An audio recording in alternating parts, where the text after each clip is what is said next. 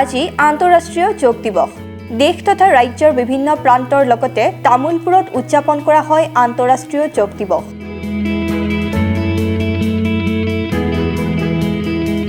BTR কেন্দ্ৰীয় যোগ কমিটিৰ উদ্যোগত তথা তামোলপুৰ জিলা প্ৰশাসনৰ সহযোগত আজি উদযাপন কৰা হয় এই 10ম বাৰ্ষিক আন্তঃৰাষ্ট্ৰীয় যোগ দিৱস।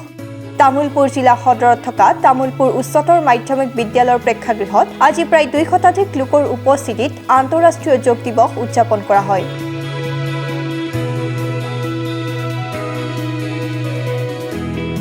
আজিৰ এই কাৰ্যসূচীত তামোলপুৰৰ আয়ুক্ত বিদ্যুৎ বিকাশ ভাগৱতী, তামোলপুৰৰ আৰক্ষী অধীক্ষক দিগন্ত কুমাৰ চৌধুৰী, বিধায়ক জলেন দৈমাৰীকে আদি কৰি কেইবাগৰাকীও উচ্চপদস্থ বিষয়া উপস্থিত থাকে। আৰু আনন্দ লাগিছে যে আজি স্বতঃস্ফূৰ্তভাৱে যথেষ্ট মানুহে সহযোগিতা কৰিছে। আমি সকলোৱে এটা উপলব্ধি কৰিছে যোগ এনেকুৱা এটা বিদ্যা যাৰ দ্বাৰা আমি মানসিক আৰু শাৰীৰিক স্বাস্থ্যৰ উৎকৰ্ষ সাধন কৰিব পাৰোঁ।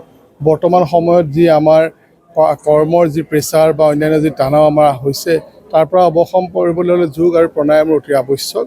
আৰু সেইটোকে আজি প্ৰচাৰ কৰাৰ কাৰণে আমি ছাত্ৰ ছাত্ৰীসকলক মাতিছোঁ, যোগ প্ৰশিক্ষকসকল আহিছে।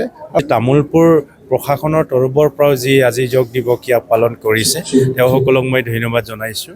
আৰু ইয়াত অংশগ্ৰহণ কৰি ভাল লাগিছে, বহুত ছাত্ৰ ছাত্ৰী অংশগ্ৰহণ কৰিছে আৰু অভিভাৱকৰ লগতে আমাৰ অফিচাৰৰ লগতে বহু ইয়াতে জ্যেষ্ঠ ব্যক্তিসকল অংশগ্ৰহণ কৰিছে, যিসকলে এটা বাৰ্তা প্ৰেৰণ কৰিছে সমাজলৈ যে আমি সুস্থ সমাজ এখন গঢ়িব লাগিলে যোগৰো আমাৰ প্ৰয়োজন আছে।